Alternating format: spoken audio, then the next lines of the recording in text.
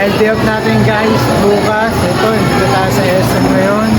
Medyo nag-iikit-kit po tayo, nag-aap tayo ng food trip. Yan, dahil day off natin ngayon guys. Medyo relax muna tayo guys ha. Love you all. Yan, dito tayo guys. Mag-ice cream tayo guys. Medyo relax time muna tayo guys. Ayan. Ice cream time. Ice cream time tayo guys.